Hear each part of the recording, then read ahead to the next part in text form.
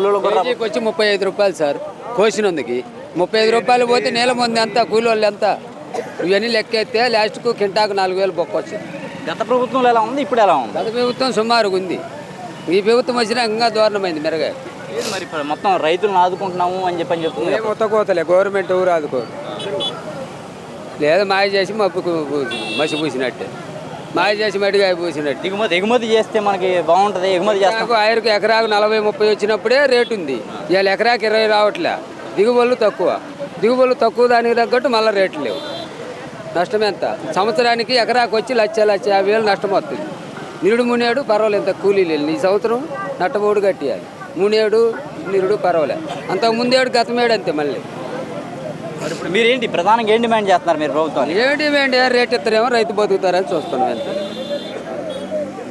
ఈ ప్రభుత్వం రైతు ప్రభుత్వం చెబుతున్నారు కదా, పవన్ కళ్యాణ్ కానీ కొత్త కోతలు చెప్పండి. పవన్ కళ్యాణ్, చంద్రబాబు. ఇప్పుడు మేమైనా చంద్రబాబు మనుషులు కాదంటలే. ఎందుకు ఈసారి అవుతాడు బాగా చంద్రబాబు.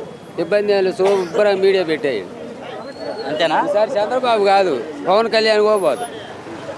ఇదిగో నాకు పవన్ కార్డు కూడా వచ్చింది టీడీపీది. ఎందుకు మేము పోయి నాకు ఆయన ఏం చేయనా?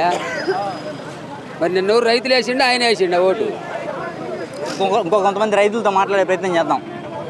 ఏంటి అసలు అంత ఆందోళనకి? బాబా ఎక్కడి నుంచి వచ్చారు? ఏంటి ఎంత దూరం? రోడ్డు మీద మిరపకాయలు ఎందుకు పారిపోయారు? రోడ్డు మీద పారిపోయారు. మిరకాయలు రేట్ లేక ఏందో 12 ఏళ్ళు గిట్టుబాటు అయిందని చెప్పారంట. ఎవరో కలర్ దగ్గర పోయి 12 ఏళ్ళు కూలీ అలా 500-600 రూపాయలు కూలీ.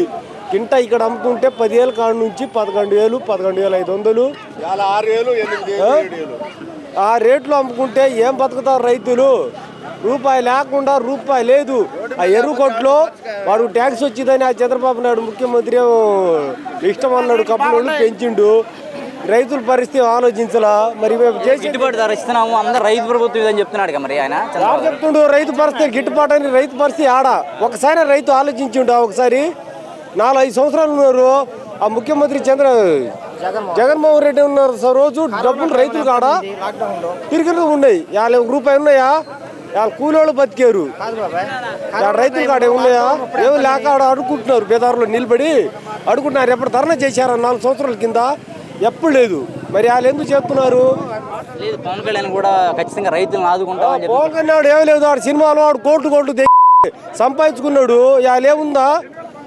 వాడు బుల్లెట్ కొన్నాడు. బుల్లెట్ 34 లక్షలు, 34 కోట్లు ఏందంటది కారు కొన్ని. వాడు సరదా వాడు చూపించుకుంటే ఏంటంటే ముఖ్యమంత్రి, నేను కూడా ముఖ్యమంత్రి, ఉప ముఖ్యమంత్రి అనుకుంటే మాటకి రైతు పరిస్థితి ఒకసారి ఆలోచిస్తున్నారు ఎవరైనా. వాళ్ళ కూలి పెరిగింది ప్రతి దానికి. ఇన్ని సంవత్సరాలు రైతులు ఎకరాలు ఒక రైతులు 10 ఎకరాలు వేసిండు. రూపాయి వస్తుంది అలా లేక చస్తున్నారు. ముంతాగి చస్తున్నారు. కూలోళ్ళు ఇటు డబ్బులు లేక కూలోళ్ళు కేసు పెడుతుంటే కేసు కాడ పంచాయతీ చేసి ఇస్తున్నారు.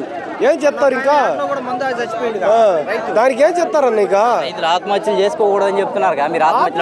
ఎవరు ఆత్మహత్య చేయబాగా తీసుకోమంటుంటే ఆయన చెప్పిన ఒక పథకాలు ఇచ్చినా ఏమో ఇచ్చారని మేము కూడా ఆశపడి వదులుతాం.